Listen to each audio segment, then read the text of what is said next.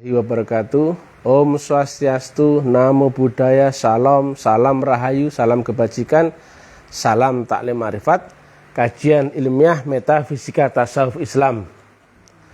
Kali ini adalah edisi siaran langsung. Tema yang kita angkat kali ini adalah setelah kita baiat, lanjutannya adalah kita berjuang sungguh-sungguh dan adaptasi di jalan itu. Setelah wabtagu ilail wasilah, lanjutannya adalah wajah itu bisa pilih. Karena pada prakteknya, pada kenyataannya, banyak pelaku tarekat yang memble di tengah jalan.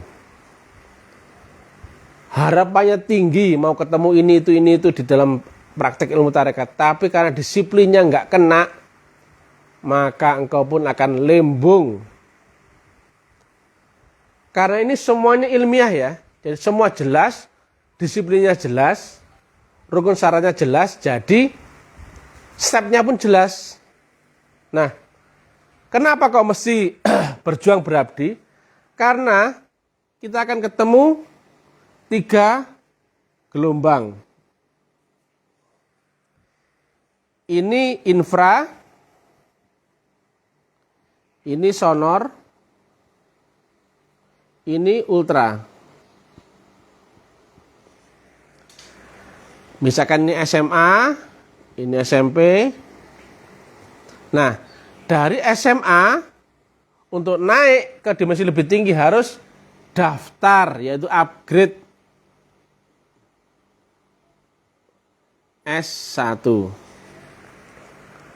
Nah, manusia normal itu ada di sini sampai sini aja. Dunia dan ke bawahnya. Ini sudah metafisik, ini pun metafisik, ini fisik.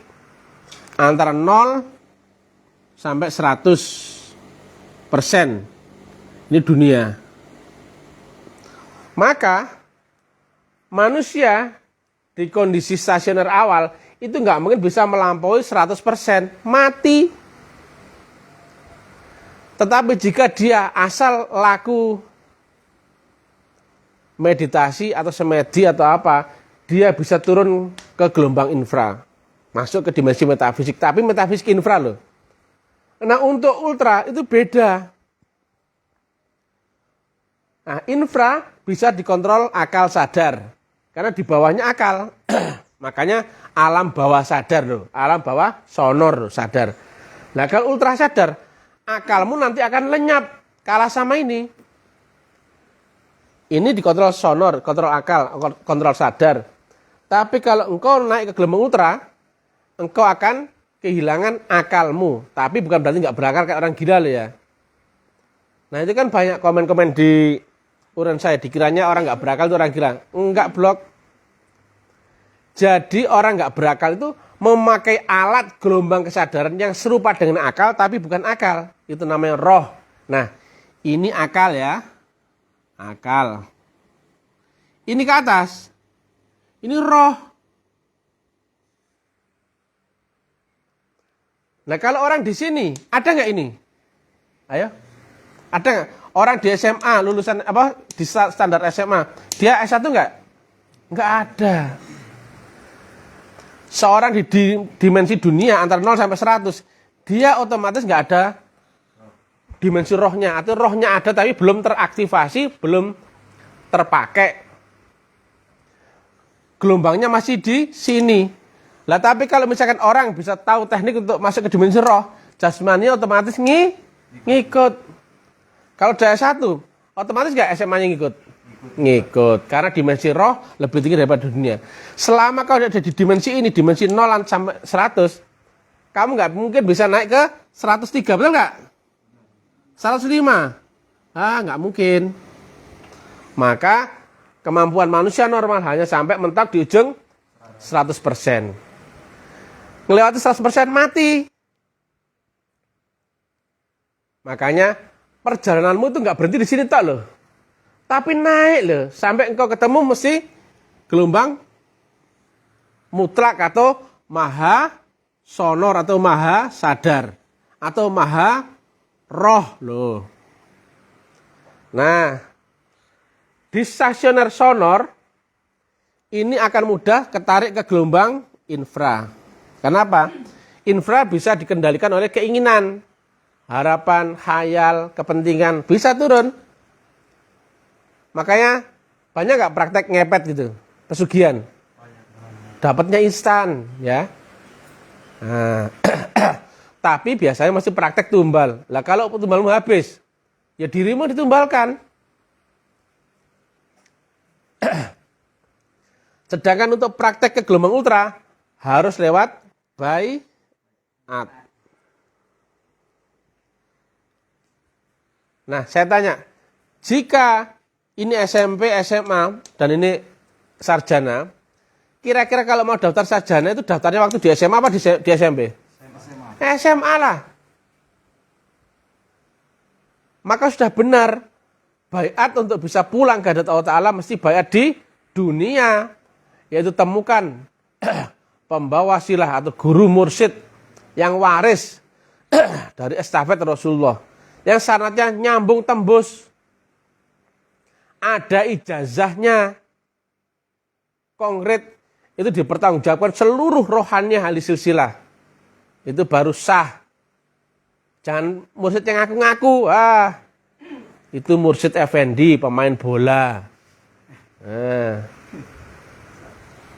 Asal ini ngaku mursyid, asal ini ngaku mursyid. Saya bukan mursyid ya. Saya Mr. TM ya. Mr. Taklim Ma'rifat, bukan mursyid. Ini kan main-main ini.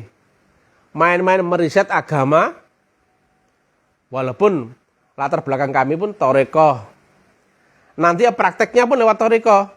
Tapi Taklim Ma'rifat itu hanya kendaraan untuk menerjemahkan semua ke bahasa umum. Artinya Thariqah itu ilmu hakikat ini punya baju untuk cara berdakwah, cara berinteraksi dengan orang, pendekatan kepada orang Hindu, Buddha, orang Islam, saudaranya sendiri, saudara kejawen, saudara kebatinan, saudara macam-macam kita dekati, bisa. Karena sengaja kami nggak membawa figur agama tertentu. Walaupun mesti karena kami sampaikan latar belakang kita adalah Islam, tapi prakteknya kami harus membahasakan dengan bahasa yang universal. Makanya salam kami ada salam rahayu, salam Om Swastiastu, Namo Buddhaya, Salam, dan juga salam blog, goblok, sobat goblok, dan guys goblok. Karena kamu goblok. Nah, kita lanjutkan. Jadi untuk bisa menuju Allah Ta'ala, gelombangmu mesti naik. Ya. Dari sini, awalnya kan di sini. Ini mesti naik ke sini. Nah, ini adalah praktek yang sulit. Karena apa? Setelah engkau ketemu saluran gelombang mutlak, mana pancing kemarin ya? Yang sini, mana? Ada. Oke.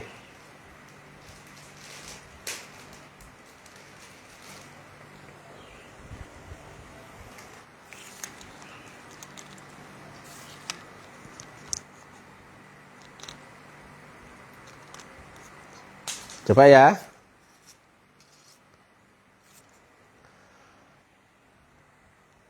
Coba ya. Kalau misalkan ini adalah hubunganmu dengan Allah Ta'ala. Allah di sini ya. Nah, Allah di sini ya, kau di sini. Jarak ini ada sepanjang alam akhirat. Sepanjang cahayanya. Maka hubunganmu mesti lewat cahaya itu. Kau tidak akan kenal Allah yang di sini tanpa lewat mengenal cahayanya, tanpa lewat cahayanya, tanpa beserta cahayanya, tanpa berubah menjadi cahayanya. Karena yang sampai pada Allah adalah cahayanya. Nah, gelombang ini kan sampai pada Allah Ta'ala. Selama gelombang ini nggak sampai tembus yang berhampir dengan Allah Ta'ala, misalkan sampai sini toh, sampai nggak pada Allah Ta'ala? Jika sampai sini, sini, sini, nggak sampai. Maka engkau mesti mencari guru yang waris, yang ada di baliknya itu ada gelombang mutlaknya. Kalau gurumu relatif sampai kapanpun nggak akan sampai. Lihat ya, relatif bisa nggak sampai pada mutlak? Saya tanya, matematika, Bisa nggak ini? Nggak mungkin. Tapi ketika relatif beserta dengan unsur mutlak, maka betul nggak? Ini makanya di saat ditanamkan saat baiat. Unsur Allah sendiri. Kalau nggak ada ininya, kamu nggak akan pernah adaptasi ke sini. Mustahil. Dan lihat di dalam dalil ya, ibadah itu bagi siapa? Bagi semua orang apa bagi yang beriman?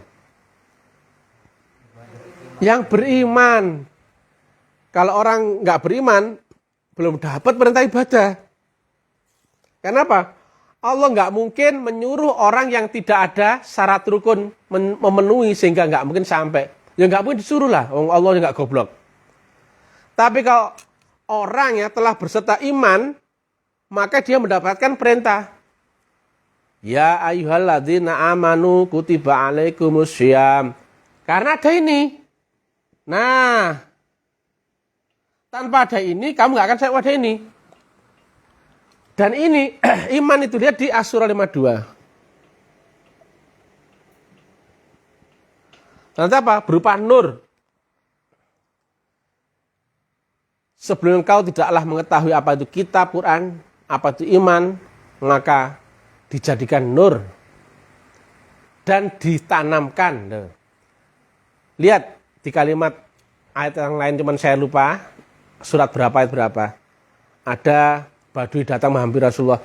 Ya Rasulullah Muhammad, saksikanlah, aku beriman kepadamu. Apa jawab Nabi?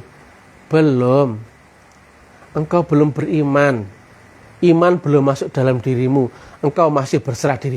Iman belum masuk dalam dirimu. Berarti iman itu dimasukkan. Bukan tengking. Bukan kepercayaan, bukan keyakinan. Itu kan produkmu sendiri, produk akal. Lah hubunganmu dengan Allah, jasmani mau rohanimu nanti? Rohani. Lah kamu di dimensi jasmani, mesti naik ke dimensi rohanimu dulu. Pada malam itu dia Muhammad dibelah dan dicuci kolbunya, ditanamkan nur. Kenapa? Dibangkitkan di dimensi roh, setelah dibersihkan, disiapkan wadahnya, baru ditanamkan unsur nur. Nah, roh beserta dengan nur, baru bisa ini. Karena apa? Praktek ibadah di alam roh. Walaupun jasmaninya otomatis ngikut. Bukan praktek di sini, rohmu nggak ngikut. Tapi kalau praktek di alam rohmu, jasmani ngikut nggak? Nah, karena apa? Saat S1, SMA-nya ngikut nggak? Ngikut. Bukan berarti nggak sembahyang jasmani loh ya, enggak. Praktek ibadah kita tuh murni di alam roh, tapi jasmanimu otomatis ngikut. Nah kalau kamu praktek ibadah di dalam jasmani, rohmu ada nggak? Belum ada, belum terupgrade, belum teraplikasi. Makanya ada proses udkhulu, apa itu? Masuklah kamu fisil mikafah. Loh. Coba juga. Masuklah kamu ke dalam Islam secara menyeluruh, jasmani, rohani. Jasmani, rohani loh. Kalau jasmani itu ada rohani enggak? Jasmani itu enggak ada. Tapi kalau rohani, maka jasmani ikut enggak ini? Ikut. Maka maksudnya kafah adalah masuk ke dimensi rohani. Dan itu dimasukkan. Lihat ini, Asy-Syura 52. Lihat juga kalimat Nabi waktu menghadapi orang Badui itu. Iman belum masuk dalam diri. Iman itu berarti dimasukkan blok. Ya. Praktik ibadah di sini karena sifatnya apa? Naik gelombang. Makanya ada istilah keren adalah mi'raj. Itu istilah kuno. Kalau kami istilahnya naik gelombang kesadaran. Dari dimensi duniamu naik ke tembus alam kubur, bisa nyebrang lewat Shiratal Mustaqim, ke alam barzah, ke alam seluruhnya, sampai nanti ke alam Robbani atau alam metafisik paling tinggi. Nah, begitu. Nah, ketika ibaratnya ya, wasilah itu telah kita temukan, kita di sini ya, mau menuju perjalanan ke sini, di ujung sini, maka inilah tali penghantarnya, gelombang sini. Saluran ini, channel ini.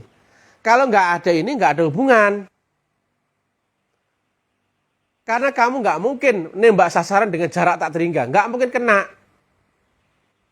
selisih 0,0000001% kali tak terhingga sama dengan sesat. Maka jalanmu harus pasti ada ikatan di sini. Itulah wasilah. Nah, ketika balon ya diikat longgar, ada balonnya diikat longgar. Kalau balon itu diisi oksigen, maka dia nggak naik, betul ya? Karena dia di suhu kamar, di kondisi kamar, maka sama dengan udara. Tapi kalau balonmu mulai diisi dengan gas hidrogen atau argon, maka balonmu mulai naik. Balon ikatan begini ya, longgar ya. Balonmu mulai naik begini. Nah, ditambah hidrogennya, yang hidrogen lebih ringan daripada udara. Naik lagi. Nah, geser ini. Sret. Ini balonnya ya. Sret. Terus naik itu. Sret. Naik itu. Sampai dia terhenti di suatu kondisi di luar balon sama dengan di dalam balon. Yaitu kondisi sama-sama hidrogen yang sama. Maka otomatis balonmu akan terhenti. Yaitu kau telah sampai di alam mutlak. Ketika engkau di dalam dirimu disertai unsur mutlak, maka membuat kau naik. Sampai kau terhenti di alam mutlak yang sama dengan dia loh. Nah, kenapa kau harus berabdi setelah setelah bayat harus berabdi mati-matian? Karena itu sistem. Begitu kau temukan ini gelombang mutlak, maka teknik selanjutnya apa? Engkau mengenalkan diri. Yaitu menyamakan frekuensi dan gelombang dirimu dengan gurumu, yang guru rohani. Yang rohani ada di balik badan jasmani, maka hadirkan wujud jasmaninya. Tapi karena kau telah tahu sifat wujudnya, kau telah tahu sifatnya, ditanamkan unsur sifat dan rasa di dalam dirimu, di alam roh. Karena akal nggak bisa membaca gelombang Tuhan loh ya. Akal relatif, mentok mati. Tapi roh tidak ada matinya. Maka yang bisa membaca gelombang Tuhan adalah di alam roh. Dan roh pun mesti mendapat upgrade beserta dengan unsur yang menyambungkan Allah dan dirimu, yaitu nur atau gelombang Allah sendiri. Kira-kira kalau kamu nggak tahu sinar matahari, bisa kenal matahari nggak? Enggak lah. Nah begitu. Kalau kamu nggak beserta dengan nurnya Allah, bisa kenal Allah nggak? Enggak lah. Hubunganmu ya sepanjang nurnya itu, ya nggak? Nah makanya begitu telah ketemu gelombang mutlak ini, maka lanjutannya adalah teknik menyamakan frekuensi dan gelombang, yaitu lewat zikrullah atau semedi atau meditasi. Nah, badanmu hening. Prakteknya tadi di alam roh apa di alam jasmani? Alam roh. Maka sedangkan stasioner dirimu ada di badan kasar, di alam kasar, yaitu dunia. Maka heningkan seluruh aspek jasmanimu. Matikan panca inderamu. Fokuskan seluruh titik fokusmu kepada satu titik. Mana itu? Rahasia dong. Belum bayat. Tapi itu full teknik ya. Pusatkan seluruh panca inderamu di satu titik. Di mana itu? Rahasia. Pejamkan matamu. Kau matikan matamu. Tekuk lidahmu ke langit-langit. Kau tutup itu. Telingamu, hidungmu, perabamu, semua kau habisi. Karena engkau masih tertutup oleh ilmu panca indera, ilmu akal, ilmu jasmani. Sedang praktek ilmu ini ada di alam rohani, maka matikan seluruh panca inderamu. Kemudian engkau akan dikenalkan pintu kolbu yang pertama. Di mana itu? Rahasio. Nanti kalau sudah bayat, baru diajari. Kemudian hadirkan gelombang gurumu. Yang gurunya manusia apa bukan? Bukan manusia. Tapi ada di balik wujud manusia. Maka jika sesuatu itu ada di baliknya wujud, maka untuk menghadirkan ini yang di balik ini, mesti hadirkan ini dulu, betul nggak? Karena ini ada di balik ini. Kalau engkau mau ngasih orang segelas air misalkan, ngasihkanlah. Berupa apa? Gelasnya dulu. Di situ ada airnya, betul nggak? Pegang dulu gelasnya, yang kau tuju adalah airnya. Seperti itu. Itu satu paket. Nah, untuk berhubungan dengan Allah ya, ada teknik menyamakan frekuensi dan gelombang antara kita dengan guru. Apa dayanya itu, Bang? Ini wajah tuh, wajihiyah. Itu kan ayat. Iftitah sholat ya. Ayat itu nggak harus ayat Quran ya. Ayat hadis. Ayat apapun, ada ayat dalil akal, ada dalil nakli dan akli dan sebagainya. Nah, setelah itu menghadirkan wujudnya, wujud Allah atau wajah Allah, itu wajahnya guru rohani yang membawa nur ini tadi ya. Tapi jangan salah ya, nanti saya dituntut nih, seolah-olah kita menyembah manusia. Enggak, menghadap saja tuh. Kuhadapkan wajahku kepada wajah yang menciptakan langit dan bumi. Itu syariat loh ya. Di balik wujud itu ada guru rohani. Di balik itu ada jembatan wasilah loh.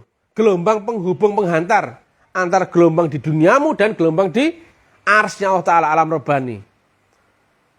Nah, saat kamu menelpon seseorang, misalkan ya kamu punya istri, kan tahu nomor handphonenya istri betul nggak? Kenapa kamu telepon nomor itu? Jawaban sederhana, karena nomor itu dipegang sama istrimu, betul nggak? Nomor itu dipegang sama istrimu, gelombang istrimu ada di balik nomor itu, betul nggak? Maka hubungi nomornya saja. Assalamualaikum, nyambung. Nah, kalau salah tekan angka digit, sudah nggak nyambung. Apalagi nomornya orang, pasti nggak nyambung. Karena gelombang ini sampai dia. Itu garansinya. Kalau gelombang ini nggak sampai, nggak akan nyambung dengan Allah Ta'ala. Maka ada teknik menyamakan frekuensi dan gelombang lewat saluran channel, itu wasilah. Maka ini wajah tu wajiyah. Tetapi di dalam dirimu, di dalam kolbumu, telah ditanamkan nur. Sehingga engkau prakteknya di alam rohani, di atas kematian akal, sadar, dan panca indrawimu, kemudian menghadirkan lewat frekuensi channel gelombang wasilah, kemudian doamu, ibadahmu, sholatmu, lewat gelombang itu, yang dirimu adalah dirimu yang roh, lewat gelombang cahayanya Allah, ya sampailah. Jadi ya, harus berubah gelombang dari akal panca indera jasmani, harus dirubah menjadi roh dan ada menggandeng nur Allah ya. Jarak manusia dengan Allah Ta'ala kan tadi ya, sering saya bilang ya, ini jasmani kita ya, ini jasmani kita. Di atas jasmani atau di atasnya akal, itu ada gelombang rohani berlapis-lapis. Di ujungnya maha rohani. Maka ada 3 step utama. 3 dimensi utama. Tapi yang alam akhirat itu berlapis-lapis, tapi kita golongan menjadi 1. Dimensi jasmanimu, akalmu, duniamu, dimensi akhiratnya berlapis-lapis dan ujung akhirat itu sendiri. Maka engkau harus temukan gelombang yang ada di ujung ini. Sederhana. Yang sampai pada Allah siapa? Rasulullah. Maka carilah pewaris Rasulullah di zaman ini, di zamanmu sendiri. Itu ada. Nggak disebut Rasul, nggak disebut Nabi, tapi disebut al-ulama waris. Estafetnya ada. Dari Nabi Muhammad Sallallahu Alaihi Wasallam diwariskan kepada Sayyidina Abu Bakar As-Siddiq. Kemudian diwariskan kepada Sayyidina Salman Al-Faris. Kemudian diwariskan kepada Sayyidi Syekh Abu Yazid Al-Bustami. Terus sampai dengan Sayyidi Syekh Maulana dan sebagainya. Titik-titik di zaman ini, di zaman kita sendiri. Pewaris estafet yang dicari seluruh manusia. Karena dia ada di ujung sini, nyambung. Ada gelombang mutlak. Maka untuk beradaptasi dengan mutlak, engkau harus lenyapkan diri dulu. Lihat ya. Relatif banding mutlak, maka hasilnya 0. Jika dibagi dengan jika 0 diganti 1, maka menjadi X per X, betul ya?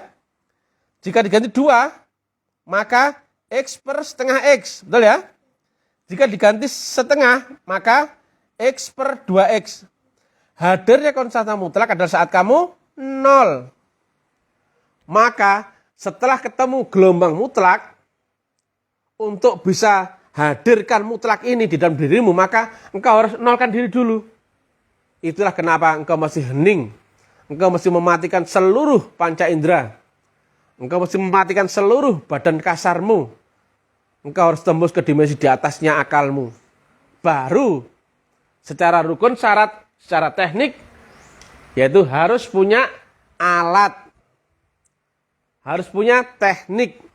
Harus tahu rukun syarat. Harus tahu saluran gelombang wasilahnya. Kau aplikasikan itu semua, maka hubunganmu nyambung langsung. Coba pinjam HP. Bentar. Nah, HP ini karena ada beberapa rukun syarat ya. Ada baterai yang support, baru bisa dipakai. Kemudian tahu cara pakainya HP, artinya HP ini nggak kelok, artinya bisa dipakai. Ya bisa dipakai dong. Kemudian sinyalnya support, maka bisa dipakai. Kalau menghubungi seorang, misalkan si A, harus tahu nomornya si A, betul nggak? Begitu lengkap semuanya, rukun syarat, nah, teknik, kemudian gelombangnya, maka tinggal tik, tik, tik, tik. Assalamualaikum. Waalaikumsalam. Apakah kamu ke sana, zahirmu? Enggak kan? Yang ke sana apa? Gelombangmu. Suaramu di sini dirubah menjadi gelombang. Dihantar, maka detik yang sama. Disampai ketemu di sana, diterima. Assalamualaikum juga. Dia jawab, waalaikumsalam. Apa kabar kamu juga? Saya dengar pun begitu. Alhamdulillah baik loh. Jaraknya 4 kilo, 400 kilo, 4000 kilo. Nyambung karena memenuhi rukun syarat. Kemudian tahu alamat ordinat yang kita tuju. Kemudian technical, kemudian gelombang yang nyambung. Maka hubunganmu dengan Allah pun demikian. Nah, kenapa kau mesti berbakti? Ketika kau berhubungan dengan dia, nah, untuk teknik naik gelombang, itu kau harus berbakti mati-matian agar dirimu zero. Ya, selama akalmu ada, dia nggak ada.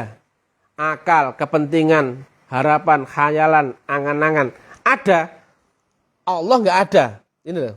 Engkau harus 0, baru Allah tuh hadir. Nah, maka engkau harus berusaha naik di atasnya 100%. Kemampuanmu hanya sampai 100%. Maka di titik ini kamu akan lumpuh, betul nggak? Akalmu mati. Kemampuanmu mati, jasmanimu mati, panca inderamu mati. Tapi begitu engkau zero, engkau akan ketarik ke dimensi di atas alam sadarmu, yaitu masuk ultra sadar. Lihat janjinya. Berzikirlah engkau akan daku, kata Allah. Niscaya aku akan berzikir akan engkau. Oh. Kalau kau bikin aksi, akan ada reaksi Allah Ta'ala. Tapi aksi yang sampai.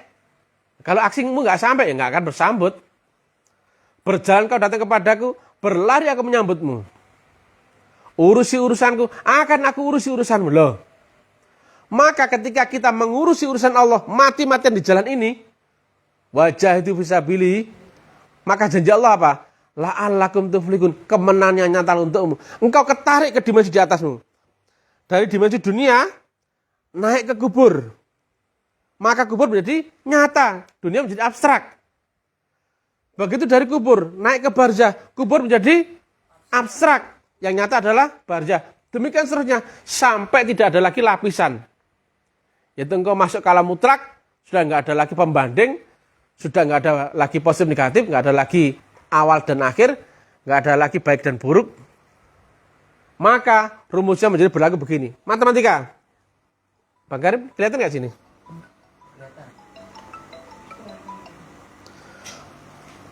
Coba di sana aja. Nah, coba ya. Min X, matematika ya, matematika. Goblok. Dimutlakan sama dengan plus X dimutlakan. Sama dengan X dimutlakan sama dengan X juga. Betul nggak sobat goblok? Guys goblok. Ini loh. inilah indikator bahwa engkau masuk ke dimensi mutlak. Maka seluruhnya menjadi zero. Tidak ada lagi positif negatif kan? Nah, coba ini. Engkau pasti secara naluri, pasti perspektifmu, interpretasimu, keinginanmu pasti mencari yang positif, betul nggak? Jika 0 ke plus 100, sama nggak dengan jarak ke 0 ke min 100? 100 yang sama loh. Maka inilah subjektivitasanmu itu. Iblis pernah ada di kondisi yang sangat positif, dan dia ada di kondisi yang sangat negatif. Maka lawan iblis adalah objektivitas.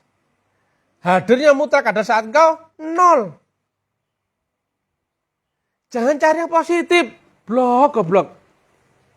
Tapi objektifkan dirimu. Objektif ya. Bukan positif, bukan negatif. Objektif zero. Tapi zeromu telah beserta dengan gelombang mutlak. Paham ya? Kalau positif itu pasti seleramu sendiri. Yang kau suka pedas ya, pasti yang positif apa? Yang pedas. Kalau kamu suka rawon, positif bagimu apa? Rawon. Kalau kamu suka cewek cantik, maka positifmu apa? Cewek cantik.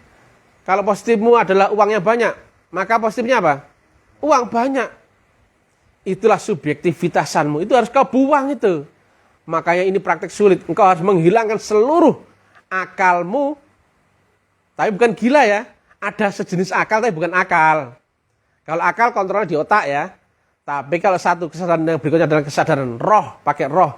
Bukan lagi di sini. Tapi gelombangnya ada di atasnya akal. Di atas dunia. Karena engkau telah punya alat untuk menembus alam akhirat. Jadi walaupun stasionermu, badan kasarmu ada di dunia. Tapi gelombangmu ada di atasnya dunia. Kalau kau masih di dunia, kalah kamu sama dunia. Jadi, coba ya. Ini mestinya di bab lain, tapi nggak apalah. Plus 1, plus 2, plus 3, plus 4. Min 4, min 3, min 2, min 1, 0. Jarak 0 ke plus 4 sama nggak dengan ke min 4? Sama loh. Ke ini? Sama. Tapi semua orang berharapnya kan ke positif ya. Entah itu tampan, kaya, sukses, pangkat, ya enggak? Atau sehat. Ada yang cari sakit enggak? Enggak. Ada yang cari melarat enggak? Enggak. Padahal hidupmu yang sekarang ini adalah kondisi yang paling sempurna. Raja yang paling pas dengan model kayak gini, nasib kayak gini. Asalkan engkau ridho dengan dirimu, takdirmu, maka Allah pun akan ridho. Tapi itu sulit. Nah coba, kalau ini ya, spidol, dia pasti akan cenderung ke akal ke kanan, betul nggak manusia? Karena subjektif. Lah kalau cenderung ke akal ke kanan, pasti akan geblak. Kamu selalu sini, geblak. Padahal coba ya, logika. Kalau kamu ganteng, biasanya kamu betik, beling. Kalau kamu soge, biasanya kamu nakal. Ono epolai. Wedoan misalkan mendem loh. Segala macam. Tapi nek kamu melarat dendesi, ya Allah, eling Gusti Allah ya. Ternyata di balik negatif ada pembandingnya juga, ada positifnya. Aslinya apa berarti? Kamu ditipu oleh sudut pandangmu sendiri. Di balik melarat dendesimu itu ada hikmah. Tapi manusia karena sudah dicuci otaknya oleh dunia dan gelombangnya, maka seluruh manusia cari yang enak, nyaman, senang, selamat, sukses, lancar, bahagia, tampan, itu semua. Nah terus sing melarat ku sapa? Sing dadi setan sapa? Nek ku ape njaluk ngono kabeh. Makanya hilangkan dulu seluruh subjektivitas, baru akan ketemu Allah Ta'ala, yaitu Allah ada di balik kausalitas tertinggi dari seluruh objektivitas. Di baliknya iblis pun siapa? Tuhan sendiri. Di balik malaikat, ya Tuhan sendiri. Makanya Setelah engkau ketemu dengan teknik tarikatullah, sudah dibaiat, maka engkau harus mati-matian melawan dirimu sendiri. Agar hilang akalmu, baru bisa ketarik ke di atasnya dunia. Nah, kemudian naik lagi. Lawanmu adalah subjektivitasmu sendiri. Jadi, berjuang mati-matian sampai akalmu lumpuh, jasmanimu lumpuh, engkau akan mati. Tapi karena engkau ada di dalam saluran gelombang Tuhan, matimu ketika zero akal sadar, maka engkau akan ketarik ke dimensi lebih tinggi. Sedangkan berjuang berkorban itu dengan harta, pikiran, tenaga, waktu, dengan keringat, darah, dan air mata. Jadi jangan punya ngarep, nggak mau modal tapi berharap makrifat. Mau instan goblok, sobat goblok, guys goblok. Nah, ini penyakit akhir zaman loh. Mau gratis, mau cepat, mau instan. Nggak mau repot, nggak mau berjuang, goblok kan ya. Pikirin logis loh. Lah urusanmu kamu hidup sehari semalam tiap hari yang kamu kejar itu dunia. Kamu nggak pernah mikir akhirat, kamu nggak pernah mikir Allah Ta'ala. Pulangmu kemana nggak tahu.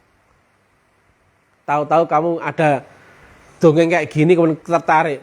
Tapi kamu tanya pertama, ini ada maharnya enggak? Saya jawab, saya jualan agama, enggak ada gratis. Mau apa? Kenapa? Mental pelit kayak kamu tuh enggak mungkin bisa lolos. Dari awal saya sudah enggak mau berjuang. Kalau ini sekiranya ilmiah, masuk akal, logis, dan itu betul-betul bisa diresapi, mudah dipahami, kejar dong. Apa pernah kamu ketemu orang yang bisa mengilmiahkan kayak gini, detail kayak gini? Ada berupa metodologi dan teknikal kayak gini. Pernah nggak diajar kayak gini? Seumur hidup? Nggak pernah. Teknikal kayak gini loh. Loh ini agama kok kayak belajar fisika, matematika, iya apa kak? Dia diajari dalil saja kak. Fadilah, pahala, amalan, kemudian surga, neraka, dosa, halal haram dan sebagainya. Diajari itu toh? Lah kenapa kok teknikalnya ini nggak pernah diajarkan? Karena teknikal ini ada di balik ilmu tarikatullah. Tapi sayangnya tarekat sendiri banyak yang diajarkan berupa dogma lagi. Goblok. Tarekat itu teknologi ya, sobat goblok, guys goblok. Kalau ilmu teknologi maka diajarkan adalah teknologinya. Bukan dalilnya, bukan narasinya, bukan ceritanya, bukan dongeng. Teknikalnya untuk praktek itu bagaimana? Sehingga teknikal ini, ilmu teknikal, sehingga engkau bisa praktek sukses. Al-aslamu ilmiyun, wa amaliyun. Menuju wa amaliyun kamu harus praktek loh. Wa amaliyun praktek loh. Maka menuju ke sana, bagaimana teknikmu? Apa yang kau siapkan? Dengan apa alatnya? Jalannya di mana? Variabelnya bagaimana? Parameternya bagaimana? Aku harus dengan apa? Dengan siapa? Nanti ketemu apa saja? Itu. Untuk naik ke dimensi sana, mesti pakai tangga. Tangganya bagaimana? Itu teknikal. Itu torekoh. Itu teknologi. Itu metodologi. Itu cara. Itu jalan. Lah kok torekot kok ngajarkan dogma ya? Gak isi di sini deh gue ya? Apa gak isin gue ya? Gurunya yang nggak nerangkan tentang kayak gini. Kenapa? Itu nggak boleh dibuka. Itu ilmu rahasia. Blok. Lah terus sing ngerti kon meneng. Kemudian sing gak oleh, sing gak ngerti apa kon ngetupur sok dalan-dalan. Terus sing tanggung jawab umat iki sapa? Blok. Jarene ketika kami mengilmiahkan agama banyak kepanasan. Itu apa? Pendatang baru sehingga lagi seneng mengetuprus sembarang. Dianggaplah kita ini pemain baru sehingga dianggap ngetuprus karena mabuk teori, mabuk ilmu. Ada lagi golongan lain. Itu ilmu kok gitu kok dibuka di rahasia umum. Kalau sudah ilmiah itu konsumsi publik blok. Kecuali kalau belum bisa kau ilmiahkan itu tidak boleh diomong blok, goblok. Paham ya?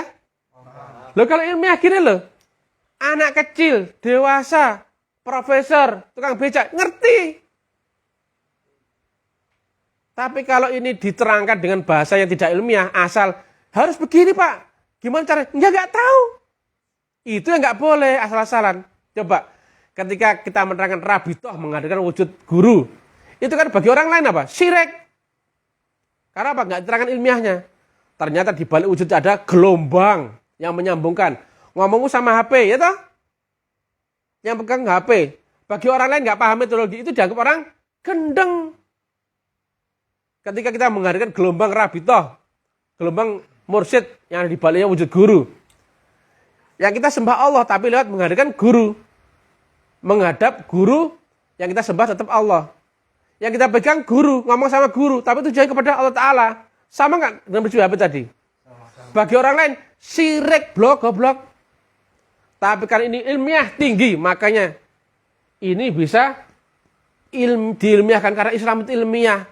Yang selama ini terbungkus di kotak Pandora. Nggak pernah ada yang bisa mengilmiahkan. Wujud Allah loh. Mana ada yang jelasin itu?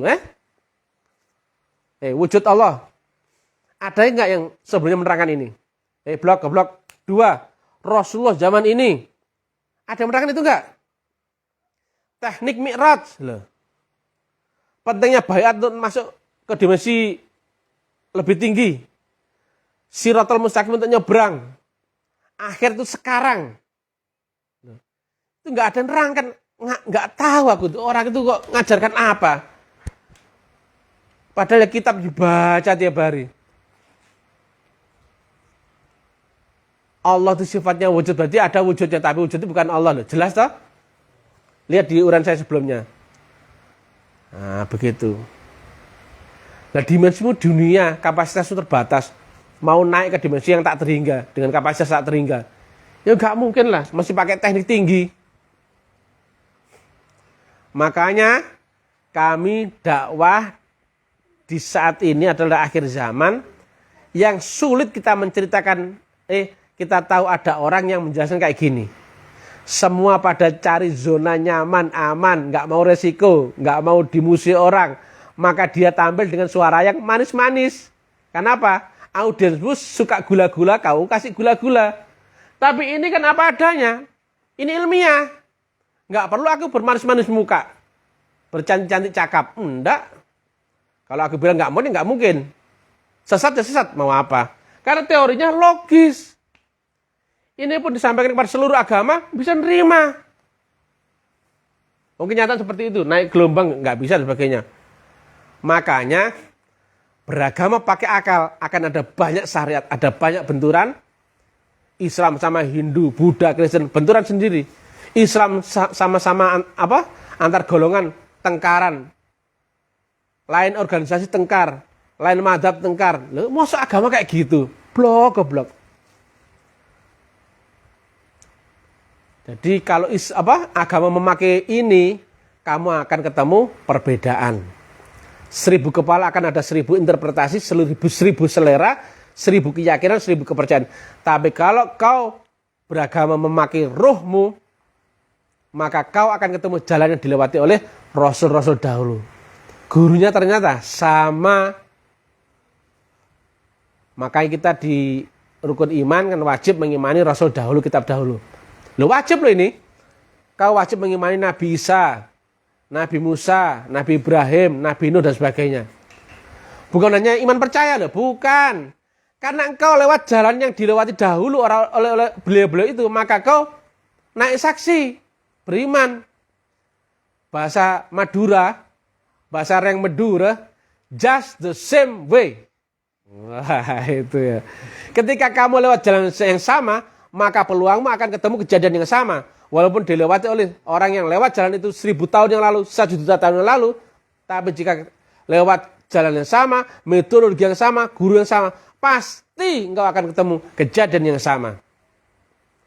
Nabi Muhammad gak pernah hidup di zaman Nabi Musa, Nabi Ibrahim, Nabi-Nabi yang lain. Kenapa kok tahu? Karena lewat jalan itu juga blok. Logis gak ini? Logis. Jadi bukan jalan one dimension atau 2 dimensi, 3 dimensi, tapi multidimensional yang tidak lagi terikat ruang dan waktu, yaitu jalan roh. Ini loh. Bukan jalan akal. Kalau jalan dunia, hari ini jalannya namanya Abdul Karim. Mungkin 10 tahun lagi ganti. Sudah ganti. Jalannya sekarang makadam, besok sudah aspal. Itu dunia. Lah kalau ini jalannya rohani loh. Gurunya pun guru rohani. Gurunya sama. Tapi ya, akal itu akan terbatas dengan panca indera. Maka seolah-olah banyak agama, ya toh? Banyak syariat. Coba, ketika akalnya hilang, dunia hilang nggak? Hilang. Syariat hilang nggak? Hilang loh. Syariat itu hanya sebatas akalmu sendiri. Praktek dalam hakikat sudah nggak pakai syariat itu. Maka guru rohani seluruh agama itu sama. Hindu menyebutnya Atman. Kejawen Kapitan menyebutnya guru sejati. Buddha menyebutnya guru Buddha. Nasrani menyebutkan Roh Kudus. Islam momentum zaman Nabi Muhammad menyebutkan Rasulullah. Akhir zaman disebut Al-Mursyid. Maka ketika ketemu dengan pewaris Rasulullah di zaman sendiri yaitu guru mursyid yang kamil mukamil halis mukhlisin, yang arwahul muqaddasah, yang suci mensucikan, maka itu adalah mutlak karena dia diwariskan ada ijazahnya. Jadi kalau ada mursyid yang ngaku-ngaku, itu sudah tidak mutlak lagi. Tapi kalau dia mengaku khalifah, boleh. Tapi kalau dia mengaku mursyid, ketahuan. Kamu ketahuan. Kalau yang di dimensi lebih tinggi ya paham dong. Ini ilmiah, nggak bisa dibohongi. Lihat ya, sedikit aja ya. X per tak tertinggal sama dengan 0. X per Y sama dengan Z. Tuh, ada nilai. Relatif bisa dibandingkan relatif, ada nilainya. Tapi kalau relatif dengan mutlak sama dengan 0. Maka betul kata Nabi, al-aslamu ya'lu wala yu'la alaih. Ketika dia ketemu dengan guru sejati yang maha tinggi, maha akbar, maha dahsyat, maha kuasa, maha segala-galanya. Maka lainnya adalah 0. Tapi kalau guru masih relatif, pasti dia omongkan yang baik, benar, positif, manfaat, sopan, santun, adab. Kalau mutlak, unlimited, undefinisi, undeskripsi. Tidak terbatas, tidak terukur, dan tidak bisa tergambarkan, itu mutlak. Tapi engkau akan tahu itu mutlak ketika dirimu 0. Maka mutlak itu tidak terbaca oleh inimu. Ya, engkau tidak akan tahu kecuali engkau dikehendaki tahu. Lihat di Asy-Syura 52. Aku tunjuki, aku kehendaki di antara hamba-hamba kami. Dia memilih 4 lapis di antara manusia.